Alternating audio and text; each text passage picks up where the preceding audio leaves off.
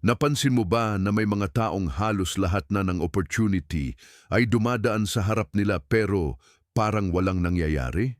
Parang kahit anong gawin, kahit anong tulong ang ibigay, kahit ilang taon pa ang lumipas, nandun pa rin sila sa parehong lugar. Samantalang may ibang tao na nagsimula rin sa hirap, pareho lang ng edad, pareho lang ng sitwasyon, pero unti-unti silang umaangat. Hindi ito laging tungkol sa talino, sa pera o sa swerte. Madalas, ang tunay na dahilan ay mas simple pero mas mahirap tanggapin. Ugali. May mga ugali na parang invisible na kadena na pumipigil sa isang tao para umangat sa buhay. At ang mas nakakagulat, maraming tao ang hindi nila alam na sila mismo ang gumagawa ng kulungan nila. Isipin mo ito. May dalawang tao na parehong nagsimula sa entry-level na trabaho. Pareho silang may maliit na sweldo, pareho ang schedule, pareho ang boss. Pagkalipas ng 5 taon, ang isa ay supervisor na. Ang isa naman ay pareho pa rin ang posisyon at reklamo pa rin ang laman ng araw niya. Ano ang pinagkaiba? Hindi lang ito tungkol sa skill. Ayon sa psychology, may konsepto na tinatawag na growth mindset at fixed mindset na unang ipinaliwanag ng psychologist na si Carol Dweck. Ang taong may growth mindset ay naniniwala na kaya pang gumaling, kaya pang matuto at kaya pang magbago. Ang taong may fixed mindset naman ay naniniwala na kung ano siya ngayon ay iyon na iyon. Kapag ganito ang mindset ng tao, madalas hindi na siya sumusubok, hindi na siya nag-effort dahil sa isip niya wala namang magbabago. Dito nagsisimula ang unang ugali na pumipigil sa pag-angat ng isang tao. Ang ugali ng palaging pagsuko bago pa man magsimula. May mga taong kahit may oportunidad na, kahit may pagkakataon na matuto ng bagong skill, sasabihin agad nila na mahirap yan, hindi ko kaya yan, hindi yan para sa akin. Sa philosophy, lalo na sa Stoicism na tinuro ni na Epictetus at Marcus Aurelius, may mahalagang ideya na tinatawag na control. May mga bagay na kontrolado natin at may mga bagay na hindi. Ang problema sa maraming tao, inuubos nila ang energy nila sa mga bagay na hindi nila kontrolado. Reklamo sa ekonomiya, reklamo sa boss, reklamo sa sistema. Pero ang hindi nila napapansin, may mga bagay na nasa kamay nila na hindi nila ginagawa. Hindi nila kontrolado kung mayaman ang pamilya nila o hindi. Pero kontrolado nila kung mag-aaral sila ng bagong skill o hindi. Kontrolado nila kung magsisikap sila o magrereklamo lang buong araw. May isang kwento tungkol kay Epictetus, isang Stoic philosopher na dating alipin. Isipin mo iyon, alipin siya noon. Wala siyang kalayaan, wala siyang kontrol sa maraming bagay sa buhay niya. Pero kahit ganoon, sinabi niya na ang tunay na kalayaan ay nagsisimula sa isip. Hindi mo kontrolado ang lahat ng nangyayari sa paligid mo pero kontrolado mo kung paano ka tutugon dito. Maraming tao ang kabaligtaran ang ginagawa. Konting problema lang, agad nang sumusuko. Konting criticism lang, agad nang nasasaktan at tumaatras. Sa psychology, tinatawag itong learned helplessness. Ito ang kondisyon kung saan nasanay ang isang tao na isipin na wala na siyang magagawa, kaya tumitigil na siya sa pagsubok kahit may pagkakataon pa. Ang ikalawang ugali na madalas pumipigil sa pag-angat ay ang ugali ng palaging paghahanap ng masisisi. Kung may isang ugali na halos siguradong magpapabagal sa pag-unlad ng isang tao, ito iyon. Sa halip na tanungin ang sarili kung ano ang maaari niyang gawin para gumaling o umunlad, mas madaling sabihin na kasalanan ito ng boss, ng pamilya, ng gobyerno o ng pagkakataon. Totoo na may mga bagay sa mundo na hindi patas. May mga taong mas privileged kaysa sa iba. Pero ayon sa maraming pag-aaral sa psychology, ang mga taong may tinatawag na internal locus of control ay mas madalas umunlad sa buhay. Ang ibig sabihin nito ay naniniwala sila na may malaking bahagi ng buhay nila na nasa desisyon nila.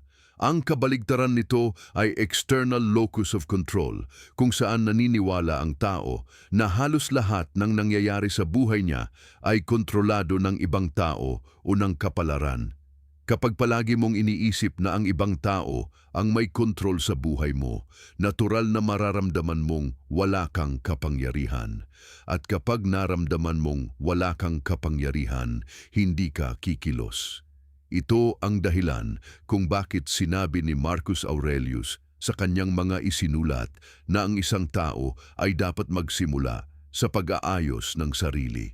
Hindi ang mundo ang unang babaguhin, ang sarili muna. Dahil sa sandaling magbago ang paraan ng pag-iisip mo, nagbabago rin ang paraan ng pagharap mo sa mga problema.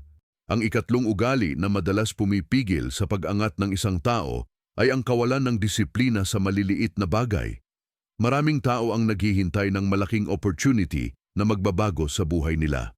Parang may isang araw na biglang may darating na pagkakataon na magpapayaman sa kanila o magpapabago sa sitwasyon nila. Pero ayon sa philosophy at sa maraming pag-aaral sa human behavior, ang pag-unlad ay kadalasang nangyayari sa maliliit na hakbang na paulit-ulit ginagawa. Ang taong nagbabasa ng 10 pahina araw-araw ay mas maraming natutunan kaysa sa taong nagsasabing mag-aaral siya kapag may time na. Ang taong nag-iipon ng maliit na halaga buwan-buwan ay mas may naitatabi kaysa sa taong naghihintay ng malaking pera bago magsimula. Sa Stoicism, may ideya ng daily practice. Hindi sapat na alam mo ang tama. Kailangan mo itong ginagawa araw-araw. Ito ang dahilan kung bakit maraming successful na tao ang may routine. Hindi dahil gusto nilang maging robotic ang buhay nila, kundi dahil alam nila na ang disiplina sa maliliit na bagay ay nagiging pundasyon ng mas malalaking tagumpay. Kung hindi mo kayang kontrolin ang sarili mo sa simpleng bagay tulad ng oras ng paggising o sa pagtapos ng mga responsibilidad mo, mahirap asahan na makakayanan mo ang mas malalaking hamon sa buhay. May isa pang ugali na madalas hindi napapansin pero napakalakas ng epekto. Ito ang ugali ng pagiging komportable sa pagiging average. Walang masama sa pagiging simple ang buhay, pero may malaking pagkakaiba ang simple sa pagiging kontento sa mediocrity. Kapag ang isang tao ay nasanay na sa ideya na sapat na ang bare minimum, nawawala ang drive para gumaling. Sa psychology, may konsepto na tinatawag na comfort zone. Ito ang lugar kung saan pakiramdam ng tao ay ligtas siya dahil pamilyar ang lahat. Pero ang problema, karamihan sa paglago ng tao ay nangyayari sa labas ng comfort zone. Isipin mo ang isang tao na may pangarap na magnegosyo pero hindi niya sinusubukan dahil natatakot siyang magkamali. O isang tao na gustong matuto ng bagong skill pero nahihiya siyang magsimula dahil baka pagtawanan siya. Ang mga takot na ito ay normal. Pero kung hahayaan mong kontrolin ka ng takot, unti-unti nitong lilimitahan ang mundo mo. Sa Stoicism, tinuturuan ang tao na harapin ang takot sa pamamagitan ng malinaw na pag-iisip. Tanungin mo ang sarili mo, ano ba talaga ang pinakamasamang maaaring mangyari? At kung mangyari iyon, kaya ko ba itong harapin? Madalas, ang mga bagay na kinakatakutan natin ay hindi naman kasing lala ng iniisip natin. Ang isa pang ugali na madalas nagiging hadlang sa pag-angat ng isang tao ay ang pagiging sarado sa feedback. Walang taong perpekto, kahit ang mga eksperto ay patuloy na natututo. Sa psychology, may konsepto na tinatawag na self-awareness. Ito ang kakayahan ng isang tao na makita ang sarili niyang kahinaan at tanggapin na may mga bagay pa siyang kailangang pagbutihin. Kapag ang isang tao ay defensive sa bawat feedback, nawawala ang pagkakataon para matuto. Sa halip na makita ang criticism bilang pag-atake, mas makakatulong kung titingnan ito bilang impormasyon na maaaring gamitin para gumaling. May kilalang kwento tungkol sa isang batang martial artist na nagtanong sa kanyang guro kung gaano katagal bago siya maging magaling. Sinabi ng guro na 10 taon. Nagtaka ang bata at sinabi niyang mas magsisikap siya para mas mapabilis. Sumagot ang guro na kung ganoon, baka umabot ng 20 taon. Ang punto ng kwento ay simple. Kapag masyado kang nakatuon sa resulta, nawawala ang focus sa proseso. Ang tunay na pag-unlad ay nangyayari sa araw-araw na paghasa ng sarili. Sa huli, ang pinakamalaking hadlang sa pag-angat ng isang tao ay kadalasang hindi ang kakulangan sa oportunidad, kundi ang kakulangan sa pagharap sa sarili. Madaling sabihin na gusto nating umunlad, madaling mangarap, pero ang tunay na tanong ay handa ba tayong baguhin ang mga ugali na matagal na nating dala?